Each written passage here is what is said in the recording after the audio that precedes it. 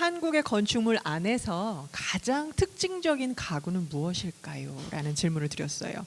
선생님들도 한번 여기 관람객 청중들도 한번 생각을 해보셨으면 좋겠어요. 여기에서는 가구를 해석하는 것부터 시작을 합니다. 네, 한국의 건축물 안에서 어디부터 어디까지 가구를 볼 것인가, 네, 그리고 가장 한국적인 가구는 뭐라고 생각하는가, 네, 이거에 대한 답을 여쭤봤는데요. 오늘 지금 요 밑에는 앉아있는 순서대로 이렇게 있는 거고 대답을 보도록 하겠습니다.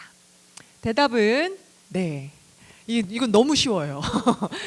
누가 대답했는지 너무나 쉽게 나왔는데 강연에서도 계속 말씀을 주셨어요. 소반이 가장 한국적이다.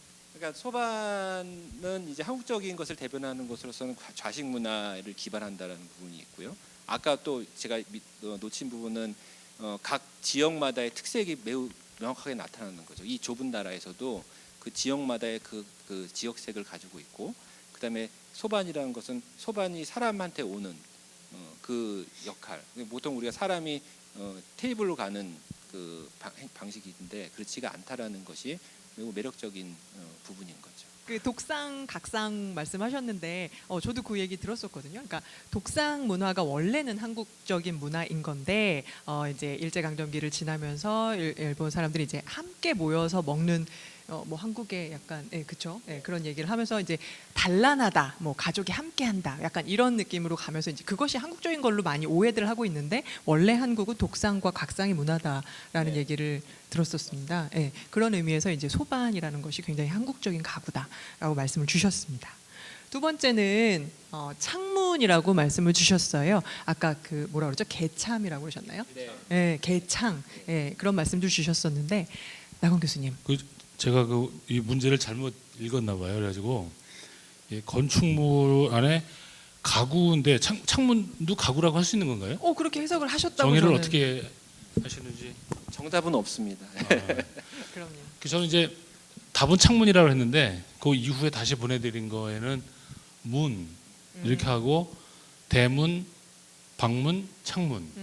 보니까 집에 구조가 이렇게 세 개가 있더라고요. 문이라는 걸 쓰는 게 대문이 있고, 그리고 들어가면 방문이 있고, 방 안에는 창문이 있고. 그래서 그 세 개가 다른 나라 이렇게 여러 군데 가봐도 우리나라가 그렇게 정겨운 소리를 내는 대문이 별로 일단 없는 것 같고, 시각적으로 청각적으로 굉장히 즐거움을 주는 요소들이 있고, 물론 뭐 시각적으로도 굉장히 균형을 맞추기도 하는데, 그 대문을 열고 들어가면 방문을 옛날같이 이렇게 옆으로 이렇게 미닫이라고 그러나 이거 사로 이렇게 했는데 안 돼갖고 옛날에 이렇게 초칠해가지고 부드럽게 이렇게 하고, 그다음에 안에서 뭐가 궁금한데 들여다볼 수 있는 그 좋은 방법이 이제 침칠해가지고 한지를 뚫어서 보는 이런 것들. 그래서 문이면서도 안과 밖에 대한 그런 구분이 명확하지 않고 언제든지 그 플렉서블하게 할 수 있는, 그래서 그런 것들이 우리나라 건축물 중에서는 굉장한 특징이 있는 그런 가구가 아닐까 이렇게 생각했습니다. 네, 여러분 바로 이런 대답을 들으시러 오시는 거죠. 제가 좀 첨언드리면은 아까 창이라고 했지만 우리 그 문화를 상징하는 것 중에 차경이라는 단어가 있습니다. 차경. 들어보신 분 있을 거예요. 차자라는 것이 빌릴 차자거든요. 경치 경자해서 우리의 그 한옥에서는 문을 열어놓고서 바깥에 있는 경치를 마치 그 그림처럼 이제 집 안으로 들여오는 그런 그 방식이 있는 거죠. 그래서 그 차경이라는 것을 이제 아까 얘기했듯이 창문도 마찬가지로 그런 스토리가 있지 않을까라는 생각이 듭니다. 네, 진짜 또 하신 말씀 있으신가요? 아니요. 네.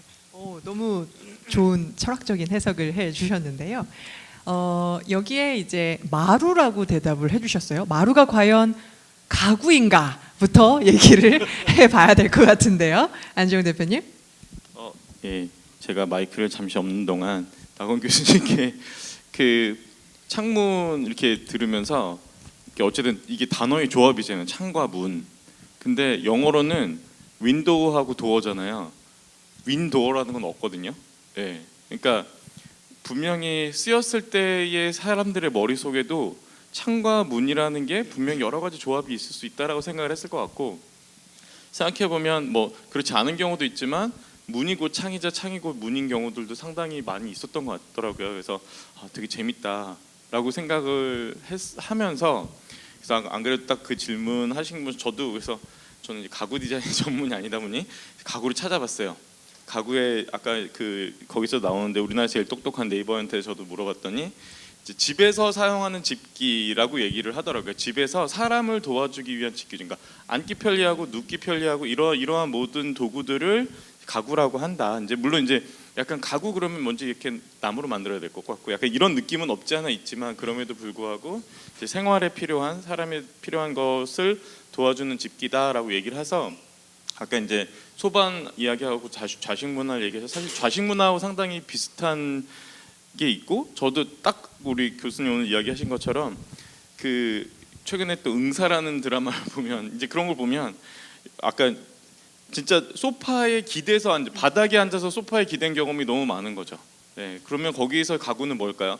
소파일까요? 아니면 내가 앉은 바닥일까요? 내가 앉는 걸 도와주는 건 바닥이고 내가 눕는 걸 도와주는 것도 바닥이고 그래서 그 많은 이 약간 이제 좌식 문화 했을 때 좌식 문화의 기본은 마루 바닥이라는 게 결국 우리의 삶 속에 하나에 들어와 있다. 그래서 아까 이제 한국 이렇게 주택 옛날 고택 같은 사진을 이렇게 하주인 교수님들 보여주시면서 피스가 몇 개 있는데 그 피스의 기본이 되는 게 마루잖아요. 그러니까 지금식으로 보면 정말 약간 플랫폼인 거죠. 그 플랫폼 위에 뭐가 놓이면 그러니까 과거에 이제 그 서양의 구조는 룸을 기준으로 거기에 맞는 가구 세트가 들어가면서 룸에 대한 정의가 이루어졌다라고 보이거든요. 소파가 들어가면 리빙룸이고 테이블이 들어가게 되면은 서재나 라이브러리나 뭐 아니면 다이닝 테이블이 들어가게 되면 식당인데 한국은 그냥 마루에서 먹을 수도 있고 책도 볼 수 있고 기타 등등 다 할 수 있었죠. 그리고 이제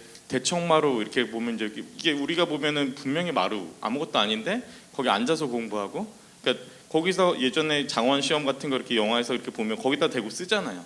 그럼 그게 책상인 거죠. 물론 이렇게 책상을 한 번 더 높일 수도 있고 여러 가지 방법도 있겠지만 그래서 그냥 이걸 생각하다가 하필 또 이제 건축물이라고 얘기를 하셔서 그래서 뭐가 될까 하다가 약간 무식한 대답인 것 같지만 마루라고 아닙니다. 한번 생각을 해봤습니다. 네. 되게 일리 있는 답변이셨어요.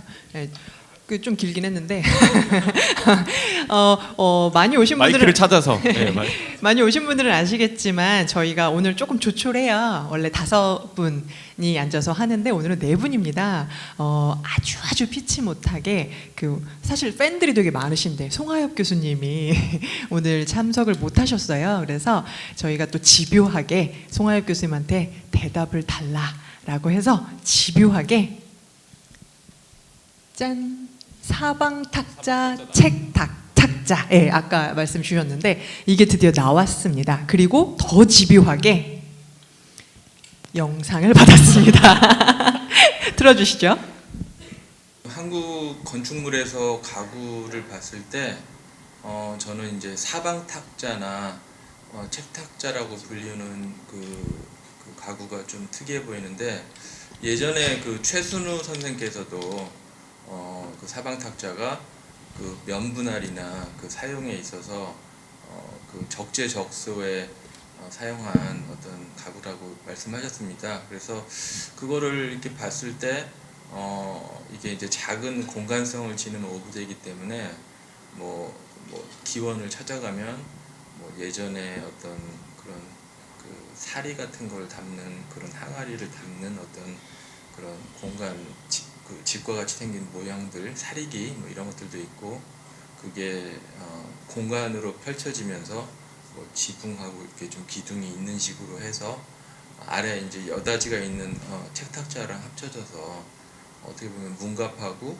공간이 같이 있는 그런 구조인데 이런 그 가구들이 좀 공간적으로도 또 한국의 어떤 한국성을 옛날과 그 지금의 공간성을 같이 겸비해서 만든다면 좋은 어떤 사례가 될 것 같습니다.